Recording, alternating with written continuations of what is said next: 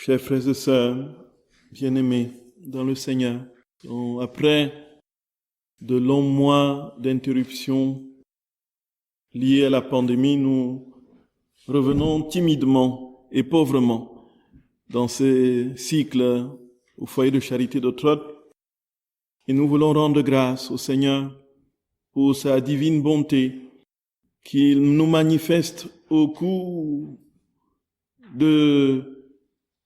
des jours, des mois et naturellement des années de nos existences. Frères et sœurs bien-aimés, notre cheminement va déboucher en lui pleinement. Nous sommes en route vers le ciel. Et notre très saint Seigneur nous attend pleinement les bras ouverts. Il attend que nous nous associons à sa vie et que nous retrouvions notre pureté, notre sainteté et notre gloire originelle. Ce que nous avons perdu lorsque les premiers pères ont dit non à la volonté divine. La divine volonté, frères et sœurs bien-aimés, la voilà en résumé pour vous qui la connaissez déjà. Et en rappel, et pour ceux qui prennent le train, le Seigneur veut que nous soyons comme à l'origine, frères et sœurs bien-aimés, pourvus et saturés, comme il le dit dans le livre du ciel, saturés de ses prérogatives. C'est quoi? Être comme Dieu, partager sa sainteté, son amour infini, être partout où il est, nous retrouver dans tous les âges de l'histoire, dans toutes les âmes, dans toutes les réalités créées, puisqu'il englobe et saisit tout, puisque tout est en lui, comme dit saint Paul, tout est pour lui, à lui la gloire pour les siècles des siècles. Et donc le Seigneur, frères et sœurs d'amour, nous dit que cette vie de plénitude, de vie du ciel est réalisable. Il va le réaliser. Et que c'est un décret qui a été signé de toute éternité. Et le Père a voulu que son Fils vienne dans l'œuvre de la rédemption, préparer, avancer les prémices de ce règne où l'homme va retrouver son état originel.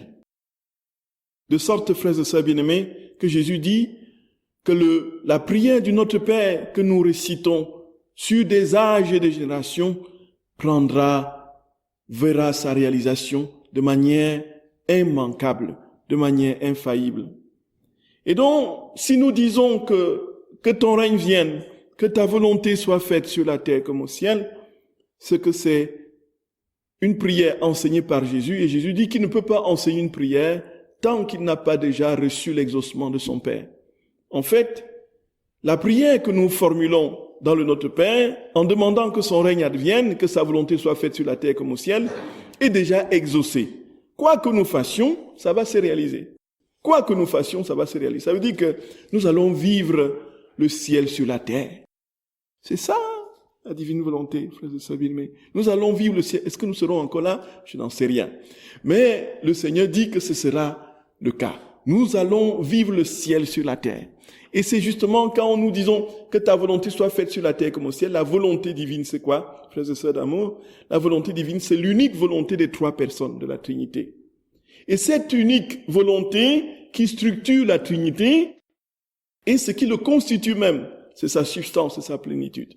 Et donc quand on dit que ta volonté soit faite sur la terre comme au ciel, il dit que la Trinité descende sur la terre. Que les âmes soient remplies de Dieu. Et l'heure vient où les âmes seront remplies de Dieu. Il n'y aura plus qu'une seule sainteté, dit Jésus, la sainteté dans la divine volonté.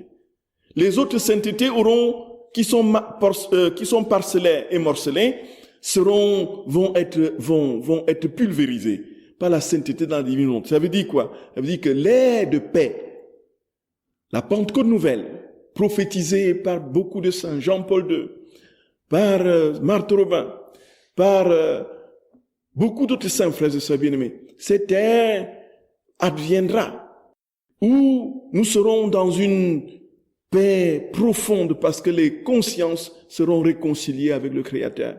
Et les âmes vivront et goûteront dès ici-bas la vie du ciel. Est-ce que je verrai ce moment? J'aimerais bien. Mais Dieu seul sait quand il vient nous chercher. Comme il dit, il vient comme un voleur. Voyez, frères et sœurs d'amour. Et voilà, en bref, et de manière très succincte, la spiritualité, on pourrait dire la sainteté dans la divine volonté. Le Seigneur nous dit, ici maintenant, je te fais le cadeau de ma vie divine. Et comment est-ce que ce règne adviendra? Ça adviendra dans les cœurs. Ce n'est pas un règne temporel où Jésus viendra régner comme roi avec des gardes de corps, avec justement des premiers ministres et des ministres de l'Intérieur et de l'économie. Ce n'est pas ça. Ce n'est pas un règne temporel au sens humain du terme.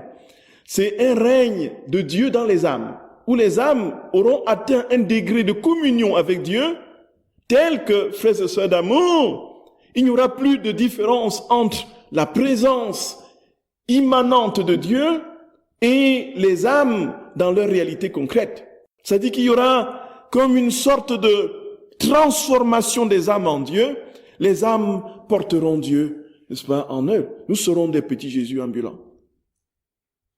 Et quand nous marcherons, frères et sœurs d'amour, ce sera Dieu qui sortira de nous. Il n'y aura que bonté, il n'y aura qu'amour, il n'y aura que tendresse, il n'y aura qu'humilité, il n'y aura que douceur. Nous nous bousculerons, on fera des mains et des pieds pour que l'autre occupe la première place, voyez.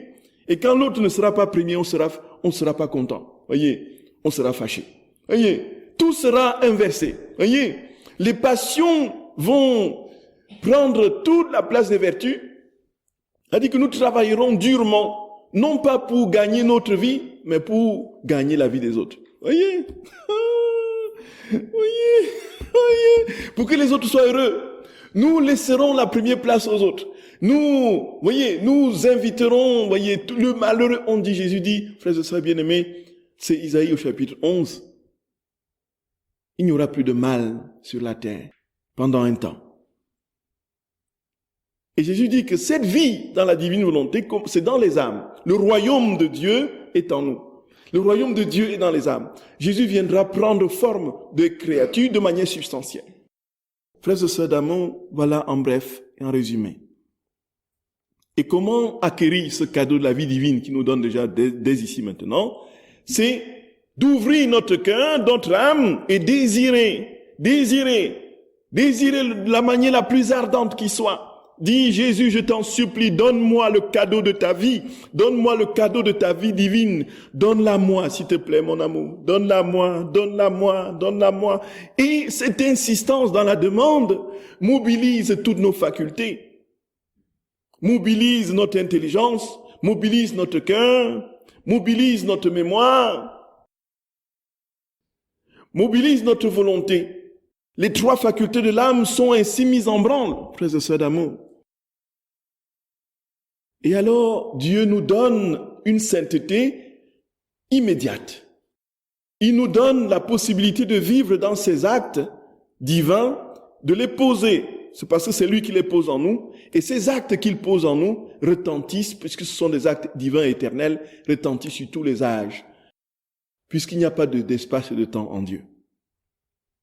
Voilà en bref, frères et sœurs d'amour. Et Jésus dit que ces actes montent au ciel, réjouissent les saints, va au purgatoire, libère les âmes du purgatoire, et l'univers est ainsi, frères et sœurs d'amour, réconcilié avec Dieu, à partir d'un petit acte que nous avons posé en lui, qu'il a posé en nous, à partir d'une fourchette que nous avons portée justement à la bouche, par exemple. Parce que c'est un acte divin. Cet acte ne peut pas être réfréné et contenu. Il est immense à la proportion de l'éternité de Dieu et donc s'étend dans tous les âges, dans tous les univers. C'est fou, c'est fou. Voilà, frères et sœurs bien-aimés, en brève introduction, la présentation de cette sainteté dans la divine volonté que Jésus enseigne à Luisa Picaretta de manière prépondérante. Il faut dire que c'est en train de gagner le monde comme une traînée de poudre. Voyez, l'intimité avec le Seigneur a été toujours le socle de l'élévation spirituelle. Nous ne serons jamais véritablement, frères et sœurs bien-aimés, heureux que lorsque nous aurons laissé toute la place à Dieu. C'est le secret, c'est le secret, c'est le secret. Et plus nous serons vides de nous-mêmes pour que Dieu prenne la place, plus ce que nous appelons bonheur sera possible. Sinon, nous nous avons une petite satisfaction dans un objet que nous possédons, dans une maison que nous avons, dans un compte bancaire qui ne souffre pas encore de crise, en espérant que ça n'arrive pas assez vite. Vous voyez? Oui. Nous avons une petite satisfaction dans une consolation, dans un petit je t'aime d'un individu qui demain va vous détester et vous poignarder dans le dos. Voilà notre bonheur aujourd'hui. C'est des bonheurs d'attachement. On s'attache à des réalités et on croit que la relative stabilité de ces réalités nous rend heureux. C'est une illusion parfaite. Une illusion parfaite, puisqu'il n'y a de stabilité dans aucune créature. La seule stabilité est en Dieu. Et tant que nous n'aurons pas tout donné à Jésus, frères et sœurs d'amour, tant que nous n'aurons pas tout donné à Dieu, tant que nous ne serons pas entièrement et complètement liquéfiés en Dieu, il n'y aura pas de bonheur possible pour l'âme humaine. Les sécurités humaines vont s'effondrer. Et la manière la plus radicale qui soit. La mort est tout simplement la preuve. Quand nous quittons ce monde, frères et sœurs d'amour, où sont nos sécurités? Est-ce que nos comptes bancaires nous accompagnent dans l'au-delà? Est-ce que à peine avons-nous quelques-uns qui prient encore pour nous? Dieu est Dieu seul, frères et sœurs bien-aimés. Dieu est Dieu seul. Et quand nous l'avons compris, il n'y a plus d'inquiétude à se faire. Dieu, mon seul et unique désir. Dieu, mon seul et unique appui. Dieu, ma seule forteresse, mon bouclier. Dieu, ma citadelle. Dieu, mon rempart. Dieu seul, frères et sœurs d'amour. Dieu seul suffit. Nous allons commencer dans un cycle qui va nous donner de parler abondamment, comme vous l'avez sur les flyers, de cette relation que nous avons avec le Seigneur. Je suis le cep, vous êtes les sarments. Et naturellement, l'image de la vigne nous dit quoi? Tout simplement de l'œuvre de cette communication de sa vie, comme le cep communique sa vie au sarment, qui prend sa source et son sommet dans l'Eucharistie. Voyez? Frères et sœurs d'amour, ce que Jésus dit à Luisa Picarita sur l'Eucharistie est tout simplement renversant. Ça n'a pas de nom. J'ai lu ça nulle part, et Dieu sait que j'ai lu des choses sur l'Eucharistie. J'ai lu ça nulle part. C'est sublime, c'est au-delà de tout. Et nous nous étions arrêtés, frères et sœurs d'amour, la dernière fois, sur ce moment où Jésus institue l'Eucharistie. Après avoir lavé les pieds de ses disciples. Et nous avons contemplé cette scène émouvante de Jésus passant de disciple à disciple, de serviteur d'apôtre à apôtre, prenant la bassine, plongeant les pieds de ses apôtres dans la bassine, les lavant, les nettoyant, les embrassant. Et on a contemplé cette scène émouvante où devant Judas Iscariote, frères et sœurs d'amour, ce qui nous est décrit de ce que lui a vu et contemple, Jésus s'arrête, il prend les pieds de Judas, il tient Judas, les pieds de Judas contre son cœur, il serre, il l'embrasse, il fait passer des sentiments de compunction dans le cœur de Judas qui lui continue à s'enfermer. Il gémit, il pousse des gémissements, et puis il pleure au fond de lui-même. Il dit, si tu pouvais comprendre, mon cher enfant, mon ami, si tu pouvais comprendre, s'il te plaît, fais marche arrière. Et Judas, frères et sœurs d'amour, qui, dans une obstination incompréhensible, fruit du mystère de l'iniquité, va accourir à sa perte malgré les gémissements de notre Seigneur, malgré ses pleurs, malgré sa prière au Père. C'est incroyable, c'est curieux. Jésus a prié pour tous ses apôtres. Pourquoi Judas s'est-il perdu? Est-ce la prière de Jésus? La prière de Jésus n'était-elle pas exaucée? Peut-elle ne pas être exaucée? C'est là le mystère incroyable et renversant de la liberté humaine. Comment se fait-il, frères et sœurs bien-aimés, que Dieu prie Dieu pour une âme et que rien ne vienne mettre ne fût-ce qu'une petite encoche, je ne parle pas d'une fissure, dans la carapace d'une volonté hermétique et fermée, d'un libre arbitre bétonné. Qu'est-ce qui fait, frères et sœurs bien-aimés? Comment comprendre cela? Comment comprendre cela? Le mystère du mal. Nous voyons que la toute-puissance de Dieu vient s'agenouiller devant la souveraine et incompréhensible liberté humaine. Au point où, frères et sœurs d'amour, avec tout ce que nous comprenons de ce que Jésus a fait pour Judas, Judas est allé se pendre. Reste à comprendre, encore une fois, que le mystère de Dieu étant immense et que nous ne maîtrisons absolument rien et qu'on peut être saisi par des surprises là-haut. Je ne sais pas quel est le sort de Judas en vérité. Toujours est-il que l'Écriture nous dit qu'il est allé à sa perte. En attendant, où est la prière de notre Seigneur pour lui? Peut-il prier pour quelqu'un et qu'il n'ait pas d'exaucement? Les mystères les questionnements sont profonds et récurrents.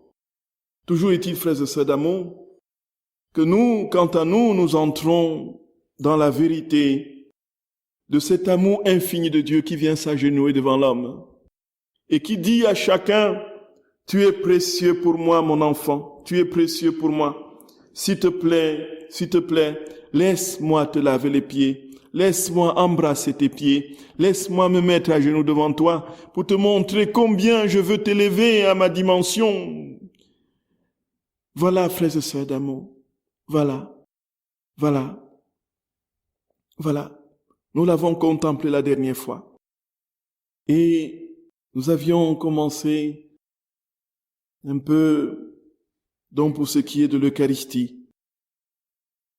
La 4e heure de la passion de notre Seigneur, à l'usage Carita, frères et sœurs bien-aimés, dit tout de cette vérité. Il faut dire que dans la divine volonté, dans ce que lui a vu, comme il n'y a pas de passé et de futur en Dieu et que tout est présent, lui a vu les choses comme si elles étaient, n'est-ce pas, en l'an de la passion de notre Seigneur. Elle est au XXe siècle et elle vit les choses exactement. Le Seigneur lui donne de vivre pleinement, parfaitement, ce qu'il a vécu au jardin de Gethsémani, ce qu'il a vécu à la Seine, ce qu'il a vécu à la flagellation, ce qu'il a vécu justement sur la croix, ainsi de suite. Comment comprendre cela, frères et sœurs d'amour? C'est tout simplement parce que, comme on a eu l'habitude de le dire, dans la divine volonté, il n'y a pas de temps et d'espace. Le passé n'existe pas, le futur n'existe pas. Tout est dans un éternel présent. Et si je suis en Dieu, je suis dans son temps. Le temps, ce n'est pas le mot adéquat pour parler. Je suis dans son éternité.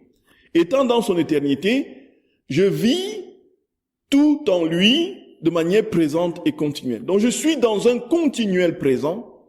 Et donc la passion de notre Seigneur, je la vis maintenant. Sa résurrection, je la vis maintenant. N'est-ce pas, sa naissance, je la vis maintenant, parce que tout est en lui de manière pleine, spontanée, immédiate, dans son éternité, dans son acte unique et éternel. Donc le passé est dans le temps des hommes. Le passé est chronologique. C'est dans notre mémoire. Pour Dieu, tout est en lui, d'une manière pleine, parfaite et immédiate, dans son éternel présent. Voyez, frères et sœurs bien-aimés, étant dans son éternel présent, frères et sœurs, qu'est-ce qui se passe? On peut vivre tout en lui, comme si, voilà. Donc, Jésus est toujours en train de naître à Bethléem. Parce que cet acte de naissance est en lui. n'ayant pas de passé, n'ayant pas de futur, tout est en lui maintenant. Il naît toujours, il circule toujours dans les rues de Jérusalem, il est toujours en train de prêcher, de mourir, de ressusciter, ainsi de suite. Donc c'est un acte continuel dans le présent de son éternité. Et alors, Luisa, contempler tout ce que Jésus a vécu, ou vivre pleinement, dans la divine volonté, tout ce que Jésus a vécu au jardin de Gethsémani, et tout ce qu'elle a vécu avant cela à la scène. Alors, frères et sœurs bien-aimés, il faut, avant d'entrer dans la description que Luisa a fait, comprendre que les évangiles nous parlent justement de ce moment particulier. Il faut dire que la messe, on va profiter pour parler de la messe, frères et sœurs, au fur et à mesure, et comprendre que c'est uniquement là, dans la messe, et ça sera le dernier combat de l'Église. C'est-à-dire que l'ennemi travaillera à ce que la messe ne soit plus la messe. Voyez? L'ennemi mettra tout en œuvre pour que le ciel ne descende plus. Mais il sera très vite pulvérisé puisque Dieu jamais ne permettra. Ça, c'est le dernier carré, voyez. Ça, c'est le dernier carré de la résistance. Tout pourra, mais là, et c'est à partir de là que l'Église renaîtra. C'est à partir de la messe que l'Église renaîtra, frères et sœurs d'amour. On a beau dire, du beau faire et beau penser. C'est à partir de la messe que l'Église renaîtra. Et ce faisant, nous avons dans l'évangile de Saint Matthieu, au chapitre 26, du verset 26 à 29, la description justement de la dernière scène, avec son parallèle dans Marc au chapitre 14, 22 à 25, et dans les autres évangélistes. Pendant le repas, Jésus prit du pain et après avoir prononcé la bénédiction, il le rompit. Puis il le donna aux disciples, il dit, « Prenez, mangez, ceci est mon corps. » Puis il prit une coupe et après avoir rendu grâce, il la leur donna en disant, « Buvez-en tous, car ceci est mon sang, le sang de l'alliance versé pour la multitude, pour le pardon des péchés. Je vous le déclare, je ne boirai plus désormais de ce fruit de la vigne, jusqu'au jour où je le boirai avec vous dans le royaume de mon Père. » Frères et sœurs bien-aimés, le fruit de la vigne, pensons-nous qu'il y ait une petite brasserie, je ne sais pas trop comment, un petit, là où on fabrique le vin, là, c'est quoi encore l'endroit où on fait du vin? Oui, le vigneron, oui. Oui, le vigneron, oui. L'usine du vin, c'est quoi? La cave, oui, tout à fait, exactement, voilà. Pensons-nous qu'il y ait une cave au ciel, où, avec des crus de différents, voyez, de qualité, avec différents cépages, voyez. Pensons-nous que nous trouverons du Gewürz ou, je sais pas, du Riesling au ciel et que nous partagerons avec Jésus comme ça, voyez.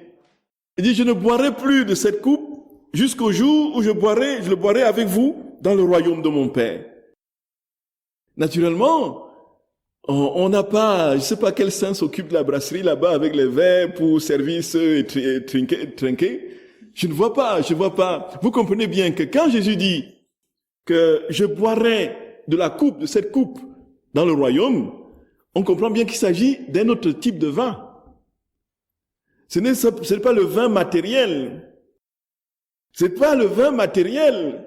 n'est tout simplement pas possible puisque le ciel sera une vie de plénitude. Il n'y aura pas un besoin physique particulier. Même quand nous serons avec nos corps glorieux, Jésus a mangé du poisson tout simplement pour donner la preuve à ses disciples qu'il n'était pas un fantôme. Il n'a pas mangé du poisson parce qu'il avait faim. Il a mangé du poisson avec ses disciples au bord du lac pour les soulager de la nuit de pêche qui était particulièrement douloureuse pour qu'ils aient à manger. Fraternité. Alors il est venu, il est apparu le lendemain de sa résurrection au milieu de ses disciples et demandant à manger pour qu'ils comprennent qu'il n'est pas un fantôme. Mais pensons-nous que pendant les 40 jours que Jésus a passé sur la terre, avant d'aller au ciel, qu'il est, après sa résurrection, qu'il est passé de maison en maison, demander à manger, ou bien qu'il ait ce soir fait de la cuisine quelque part? Non. Et quand il dit, je ne boirai plus de cette coupe jusqu'au jour où je le boirai de nouveau dans le royaume des cieux, il dit, ce sera une coupe nouvelle. Et quelle sera la coupe nouvelle, frères et sœurs d'amour? Qu'est-ce que Jésus boit au ciel? Qu'est-ce que Jésus boit au ciel? Qu'est-ce qu'il boit au ciel?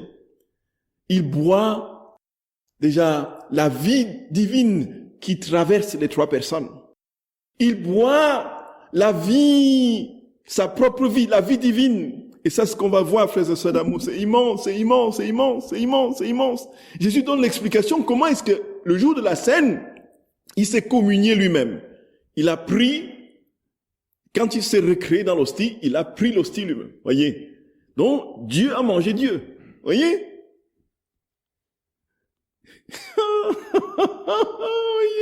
Oui. Mais Dieu il a pratiqué de l'autophagie, voyez un peu. Il s'est lui-même consommé. Mais c'est le miracle le plus déroutant qui soit. Jésus qui se consomme lui-même. Alors qu'est-ce qu'il mange? On va en arriver, frères et sœurs d'amour. Au ciel, qu'est-ce qu'il boit? Il boit la vie divine. Il boit la vie divine qui est disséminée dans tous les êtres célestes, dans les saints, dans les anges, dans son Père, dans tout. C'est-à-dire qu'il nage, en fait. C'est ça, le breuvage spirituel éternel de la vie divine qui est le vin nouveau. C'est l'Esprit Saint, c'est la communion. Le Père, le Fils et l'Esprit Saint, c'est sa vie divine. Puisque il est dans toutes les créatures au ciel, dans tous les êtres créés au ciel, et puis sa vie sort de tout ce qui est au ciel. Et nous qui sommes ici sur la terre et qui vivons de la divine volonté, si nous le vivons pleinement, Dieu sort de nous aussi. Il vient se nourrir en nous. C'est fou, c'est fou. C'est pourquoi Jésus, frères et sœurs d'amour, on dit c'est un mendiant. Est-ce que tu peux me donner un peu de ton amour? Et qu'est-ce que cet amour que nous lui donnons? Si ce n'est son amour à lui, qu'il a mis en nous. Et bien plus encore, si c'est un amour qui est mu et porté par sa vie divine, c'est lui-même qui sort de lui et se donne à lui-même. Ça n'a pas de nom, frères et sœurs d'amour. Ça n'a pas de nom. Je boirai ce vin avec vous dans le royaume des cieux. Je boirai ce vin avec vous dans le royaume des cieux. Ce n'est pas le paradis d'une certaine religion qui transporte tous les biens matériels de la terre au ciel, y compris justement les femmes, du moins le bonheur conjugal dans sa matérialité. Ce n'est pas ce genre de paradis là. Voyez ce que je veux dire? Oui, ma chère Martine. Est-ce qu'on peut dire que c'est le vin des noces de l'agneau, de l'alliance nouvelle? C'est tout ça, ma chère Martine. C'est tout ça, ma chère Martine, bien-aimée. C'est tout ça. C'est-à-dire que les noces de l'agneau, c'est quoi? Les noces de l'agneau, c'est quoi? C'est les épousailles du Créateur et des créatures, un peu.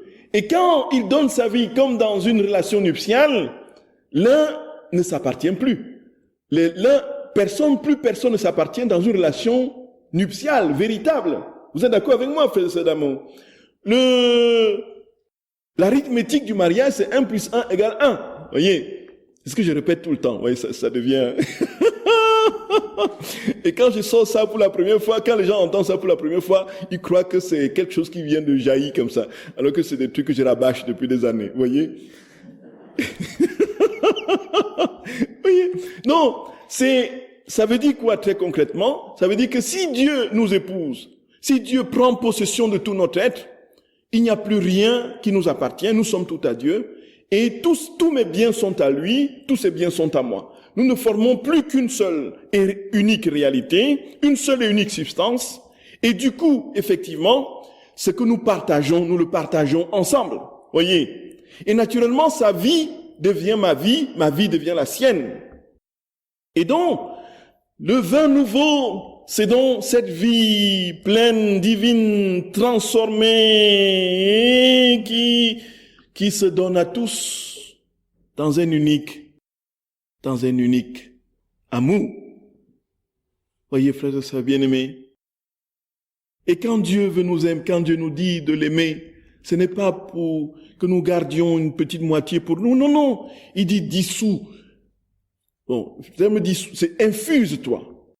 Infuse-toi. Parce que dissoudre, ce n'est pas le bon mot. Parce que dissoudre, nous, par exemple, si nous ramassons comme le peuple d'Israël au pied de la montagne, attendant impatiemment Moïse qu'il descende, si on ramasse tous les objets d'or, on les fait fondre, on les fait dissoudre, vous voyez, on les fait fondre dans un tout, on ne reconnaîtra plus qui était l'or de quel, de qui était l'objet de qui, vous voyez, c'est ça en fait, c'est ça dissoudre. Mais pour Dieu, c'est l'infusion, le mot infusion, c'est ce qu'il utilise. L'infusion, c'est autre chose. L'infusion, ça peut donner l'impression de se dissoudre, mais on les distingue encore. Un peu comme, n'est-ce pas, je prends toujours l'exemple du thé dans de l'eau chaude, voyez. L'eau chaude et le thé, c'est deux substances différentes. Même quand ils sont unis et inséparables, on arrive à reconnaître qu'est-ce qu'il y a du thé et de l'eau, voyez. On voit encore qu'il y a du thé et de l'eau. Mais on ne peut plus les séparer. C'est ça en fait, la transformation en Dieu. Donc nous restons nous-mêmes pleinement en Dieu, mais tellement unis à lui que nous ne pourrons plus être séparés de lui. Parce que l'eau a reçu les propriétés du thé et le thé a reçu les propriétés de l'eau. Vous êtes d'accord, frères et sœurs d'amour? L'un et l'autre partagent désormais, ils se sont partagés leurs substances. Et on trouve dans l'un la substance de l'autre. On ne peut donc plus les dissocier. Mais pourtant, on les distingue encore. C'est ça la vie dans la divinité, la transformation en Dieu. Voyez ça, frères et sœurs d'amour. Et Louisa, frères et sœurs d'amour, va contempler ce moment particulier où Jésus, il était debout pendant la scène. Jésus était debout pendant la scène. Il a pris le pain. Et ce qui s'est produit, c'est le miracle des miracles. Il s'est recréé. Dieu s'est recréé dans le pain. Ah, c'est fou. Et donc, de sorte que le seul lieu aujourd'hui, frères et sœurs d'amour, où Dieu est véritablement et parfaitement présent, bien plus que dans l'âme humaine, c'est dans l'Eucharistie. C'est le seul endroit, le seul lieu. Dans la messe, on dit, quand il y a messe, on dit qu'il y a 4 lieux de la présence de Dieu. Il est présent dans sa parole, il est présent dans le prêtre qui célèbre une persona Christi Capitis, il est présent dans l'assemblée réunie en son nom, et il est plus que présent. Et alors, de la manière la plus parfaite qui soit, dans l'hostie consacrée. C'est ça, frères et sœurs bien-aimés. C'est cela. La vérité, la voilà.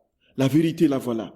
Et Jésus nous dit, voyons, frères et sœurs bien-aimés, Louisa dit que Jésus, quand il s'est placé devant le pain, pour ce qu'elle a contemplé et vécu dans sa chair, il a fait une grande prière. Jésus a fait une grande prière. Voici cette prière. Père Saint, qu'on te rende grâce à toi qui exauces toujours ton Fils. Père Saint, coopère avec moi. Toi, un jour, tu m'envoyas du ciel sur la terre pour que je m'incarne dans le sein d'une vierge pour sauver nos enfants. Maintenant, permets-moi de m'incarner dans chaque hostie pour achever le salut de ces créatures et être la vie de chacune. Vois, ô Père, que peu d'hommes restent sur cette terre. Qui aura le cœur de laisser mes enfants orphelins et seuls? Ils sont nombreux, leurs ennemis. Elles sont épaisses les ténèbres qui les couvrent. Elle est grande leur faiblesse. Qui les aidera? Qui les aidera? Que moi je reste dans chaque hostie pour être la vie de chacun, pour être leur lumière, leur force, leur aide. Autrement, où iront-ils? Qui les guidera?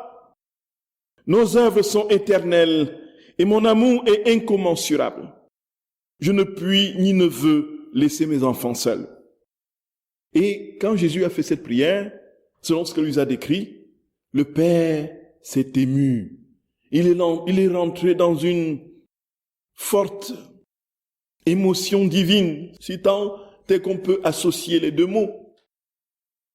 Il est rentré, frères et sœurs bien-aimés, dans une disposition d'esprit telle qu'il ne pouvait pas refuser à son fils ce qu'il lui demandait. Pourquoi? Parce qu'il n'avait qu'une seule et unique volonté. Et lui a dit que le Père s'est ému de ses propos tendres et affectueux. Il descend du ciel. Il est là sur la table sacrée avec le Saint-Esprit. Les deux sont avec toi, ô Jésus. Et toi, d'une voix majestueuse et émouvante, tu prononces les paroles de la consécration. Donc, quand il a fait cette prière, le Père est descendu. Puisque le Père ne peut pas ne pas être avec son Fils, de toutes les façons. Même dans le temps de l'incarnation, frères et sœurs d'amour, Jésus, le mystère est là. Il était avec nous, mais il était avec son Père en même temps. Parce qu'il est dans le Père et le Père est en lui. Pourquoi cherches-tu le Père, Philippe? Le Père est en moi. Le Père est en moi. Qui m'a vu a vu le Père. Il était dans son Père. Mais donc, lui, ça contemple la Trinité qui descend, frères et sœurs d'amour, devant le pain. Et Jésus, et sans te laisser toi-même, il était debout, tu te crées toi-même sous forme sacramentelle dans ce pain et ce vin. Et puis, après t'être communié, tu communies tes apôtres et ta céleste maman, qui ne pouvaient pas rester sans te recevoir. Donc nous comprenons que la très sainte mère, naturellement, était au Cénacle. Et au Cénacle, il n'y avait pas que les apôtres. Il y avait, quand le pèlerinage était encore possible, je crois que c'est donc, on va dans cette salle-là, effectivement, on voit, il y a une petite salle, un peu plus loin, et puis une grande, là. Bon, on suppose, et selon ce que Marthe Robin décrit, ce qu'elle a perçu, évidemment, elle dit que les apôtres étaient dans une salle, la petite qui est, oui, et puis la grande qui est à l'entrée quand on entre là, encore là, il y avait d'autres disciples, beaucoup d'autres disciples, y compris justement sa très sainte mère. On ne pouvait pas l'imaginer ailleurs, en ce moment particulier. Notre très sainte mère, elle est la mère on prie que le dogme le dogme de co-rédemptrice un jour soit approuvé. Mais elle a participé à tout ce que son fils a vécu. Si pas physiquement dans certaines circonstances, mais de manière pleine spirituellement. Elle était là à l'institution de l'Eucharistie. Et c'est pourquoi elle dit à Padre Pio, frères et sœurs d'amour, notre Padre Pio dit que si les prêtres se rendaient compte que la Vierge est toujours à leur côté quand ils vont célébrer, la Vierge les accompagne à l'autel. Déjà à la sacristie, la Vierge les aide à mettre la robe et le chasuble. La Vierge les accompagne, frères et sœurs d'amour. Et le problème, c'est que nous n'avons pas cette perception de tout ce qui se déroule autour de nous spirituellement. Et nous entrons de manière triviale et plate dans les actions quotidiennes et nous nous dispersons. Et à la sacristie, nous les prêtres, on bavarde, on donne les dernières nouvelles, les derniers commentaires de l'actualité, ainsi de suite. Et on rigole. La Vierge est là, elle attend. Elle dit, mon enfant, c'est ce que tu sais que bientôt, tu vas monter au calvaire, offrir le saint sacrifice pour le salut du monde. Padre Pio dit qu'elle est toujours là, tout près de l'autel, quand elle est à genoux, quand le prêtre, quand son fils est élevé. Les mystères sont inouïs, frères et sœurs d'amour. La Vierge est là. Et quand Jésus va se créer dans l'hostie, il va se communier lui-même. Et il va communier, justement, ses disciples. Et on peut se poser la question, effectivement, frères et sœurs d'amour, Pourquoi est-ce que Jésus a eu besoin de se communier lui-même? On en parlera. Et continuons d'abord la description. Ô Jésus, dit Lusa, les cieux s'inclinent, tous te font un acte d'adoration dans ton nouvel état d'annihilation. D'où Jésus, ton amour est content et satisfait. Je vois sur ces autels, dans tes mains, toutes les hosties consacrées qui se perpétueront jusqu'à la fin des siècles. Mais dans tant et tant d'hosties, ta douloureuse passion est déployée, car beaucoup de créatures répondront aux excès de ton amour par des excès d'ingratitude et d'énormes délits. Et moi, je veux me trouver toujours avec toi dans chaque tabernacle, dans chaque ciboire et dans chaque hostie consacrée qui existera jusqu'à la fin du monde pour t'offrir mes actes d'amour et mes actes de réparation pour les offenses que tu recevras. Mon Jésus, je te contemple dans ta sainte hostie. Lui a dit que lorsque Jésus a tenu l'hostie en ses mains, elle contemple, elle voit toutes les hosties. Et Dieu sait qu'il y en a eu des milliards et des milliards et des milliards et des milliards. Pourquoi le monde n'est-il pas encore détruit, frères et sœurs d'amour? Avec tout le mal qui s'y commet, avec tout le dérèglement des lois naturelles, tout simplement parce que la présence sacramentelle de Jésus est la soutient. Qu'un seul jour passe sans qu'il y ait messe dans l'histoire du monde. Même le vendredi saint, frères et sœurs d'amour, il y a messe. Il n'y a pas messe le vendredi saint en général, mais les fuseaux horaires font que le vendredi arrive dans un coin lorsque, vous voyez, le globe est tenu par la messe. Et alors, Jésus dit à Lusa, frères et sœurs bien-aimés, ces paroles complètement folles. Qu'est-ce qui se passe dans chaque hostie? Les milliards et les milliards d'hosties dans le monde. Depuis que Jésus l'a institué, le Saint-Sacrement de l'autel. C'est tout un monde, frères et sœurs d'amour. Une hostie, c'est tout un monde. C'est d'abord le monde de Dieu. C'est quoi l'hostie? C'est le corps, le sang, l'âme et la divinité de notre Seigneur. C'est quoi l'hostie? L'hostie, c'est le corps, le sang, l'âme et la divinité de Jésus, notre Seigneur. Et qui est Jésus? Jésus est le Fils de Dieu. Dieu le Père, avec qui il forme une seule et unique substance, consubstantielle au Père, donc de la même nature. Dans l'hostie, Jésus ne peut pas être seul. Il est avec son Père. Et qu'est-ce qui fait l'unité du Père et du Fils? Frères et sœurs d'amour, le Saint-Esprit. Et donc, dans l'hostie que vous voyez là, il y a la Trinité, c'est la Trinité qui est présente. C'est le corps, le sang, l'âme et la divinité de notre Seigneur Jésus-Christ qui se donne substantiellement, mais comme il ne peut pas être séparé de son Père dans la communion de l'Esprit Saint, c'est la Trinité qui est présente. Et qui est la Trinité, frères et sœurs d'amour? La Trinité, c'est Dieu. Dieu en trois personnes, un unique Dieu en trois personnes. Et qui est-il? C'est Dieu. Qu'a-t-il fait? Il a créé tous les univers visibles et invisibles. Qu'est-ce qui porte la création? Qu'est-ce qui porte la création? C'est Dieu. Si Dieu se retire de la création sombre dans le néant. Vous êtes d'accord avec moi? Ça veut dire que dans l'hostie, s'il y a la Trinité, c'est qu'il est là avec tout ce qu'il contient. En commençant par les univers invisibles, le monde des saints. Le ciel, tout le ciel est dans l'hostie, frères et sœurs d'amour. C'est la folie d'amour, la folie. Je vous dis, c'est la folie.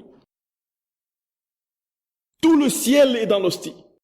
Et comme il contient tout, y compris la création, toute la création est dans l'hostie. Et nous sommes tous en lui, puisque nous faisons partie de la création. Nous sommes tous. Dieu vient et nous englobe tous dans l'hostie. Ce qui fait que nous pouvons communier. Quand nous communions à tout le ciel, avec tout le ciel. Nous communions avec tous les hommes de tous les temps. C'est le seul lieu où nous pouvons réaliser de manière radicale et parfaite la relation transcendante, verticale et horizontale. Où nous sommes pleinement avec le monde d'en haut, l'Église triomphante, où nous sommes pleinement en communion avec l'Église militante, où nous sommes pleinement en communion avec l'Église souffrante, les âmes du purgatoire. Parce que tout, frères et sœurs d'amour, est contenu en Dieu. Et comme Dieu est pleinement dans l'hostie, toutes ces réalités se retrouvent dans l'hostie. Jésus le dit très clairement, frères et sœurs bien-aimés.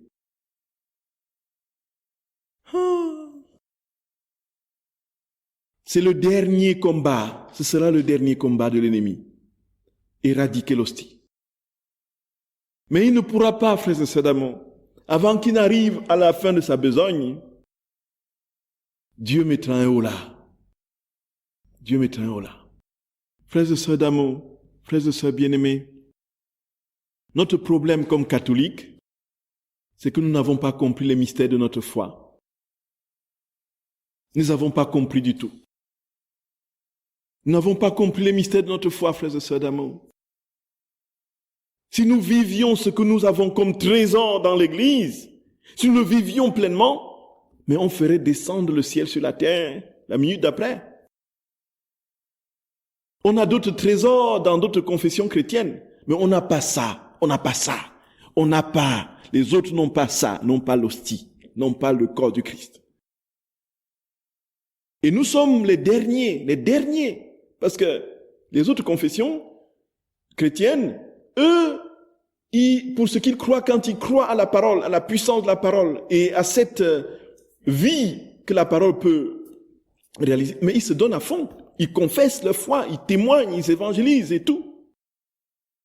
Nous, on a tous les trésors et on meurt de faim. Et Jésus nous dit, frères et sœurs bien-aimés, que dans chaque hostie, il travaille matin et soir. Ce qu'il dit à Louisa Picaretta. Il dit, mon enfant, dans cette hostie, je travaille du matin au soir, fabriquant des chaînes d'amour. Fabriquant des chaînes d'amour. Quand les âmes viennent chez moi, je les enchaîne à mon cœur. Oh mon Jésus. Oh mon Jésus. Oh mon Seigneur. Mon Seigneur. Mon roi. Frères et sœurs bien-aimés, quand il parle aux saints et qu'il dit qu'il est prisonnier dans des tabernacles froids, on entend tout. Qu'est-ce qu'il est? Il est dans tous les tabernacles fermés à double tour. Qu'est-ce qu'il fait là-dedans, frères et sœurs d'amour? Il est là, présent, pleinement présent dans chaque hostie. Dans chaque hostie. Qu'est-ce qu'il fait? Il attend l'amour de l'homme. Il meurt de froid. Il attend l'amour de la créature. Que la créature vienne et dise, je t'aime, je t'aime. Mais à la place, qu'est-ce qu'il reçoit, frères et sœurs bien-aimés? Une froide ingratitude et indifférence. Jésus dit que dans chaque hostie, il travaille matin et soir à enchaîner les créatures à lui, dans son amour. Donc il y a un mouvement, un travail dans l'hostie absolument impressionnant, que nous ne voyons pas. Voyez, Jésus est vivant. Quand il est dans le tabernacle, il est vraiment vivant. Il est vraiment vivant. Cela veut dire quoi, frères et sœurs d'amour? Cela veut dire que si nos yeux s'ouvraient en ce moment, nous verrons Jésus dans le tabernacle enchaîné, enfermé. Et même, pas simplement un Jésus, nous verrons en fonction, autant d'hosties, autant de Jésus. Et c'est ça la vérité. Puisqu'il y a autant de Jésus dans le monde qu'il y a d'hosties dans le monde. Vous êtes d'accord avec moi? Voyez, frères et sœurs d'amour. Il est là enchaîné. On lui a mis le truc là. La clé avec double battant. Il est là.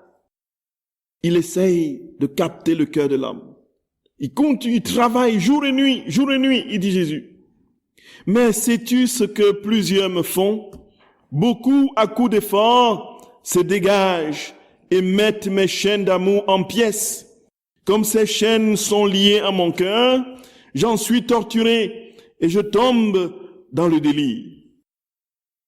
J'en suis torturé et je tombe dans le délit. De plus, quand elles brisent mes chaînes, ces âmes réduisent à rien mon intense activité, car elles recherchent les chaînes des créatures. Elles le font même en ma présence, se servant de moi pour parvenir à leur fin. Cela m'attriste tant que ça me donne une fièvre violente qui me fait m'évanouir et délirer. Jésus est dans les tabernacles, frères et sœurs d'amour. Il veut enchaîner les créatures à lui par les liens de son amour. Mais les créatures se dégagent de ces chaînes. Et puis, Jésus est tellement torturé qu'il délie, il dit qu'il délie. Parce que les âmes recherchent les chaînes des créatures. Les âmes recherchent les chaînes des créatures. Les âmes recherchent les chaînes des créatures, frères et sœurs d'amour. Et Jésus dit que le problème de l'homme, en général, ce sont les attachements. Les attachements. Et qu'il y a 3 grands ennemis de l'homme, de l'âme humaine. 3 grands ennemis. C'est l'attachement aux richesses. C'est l'attachement au plaisir. C'est l'attachement aux honneurs. Et nous comprenons pourquoi la vie religieuse se structure autour de ces 3 réalités. C'est-à-dire que si on vit parfaitement la pureté, la pauvreté et l'obéissance, la voie du ciel nous est ouverte. Le problème est là. C'est les chaînes qui enchaînent les créatures. L'amour des richesses, dit Jésus, l'amour des plaisirs, l'amour des honneurs. Les honneurs. Et Jésus dit que les créatures préfèrent ces chaînes-là.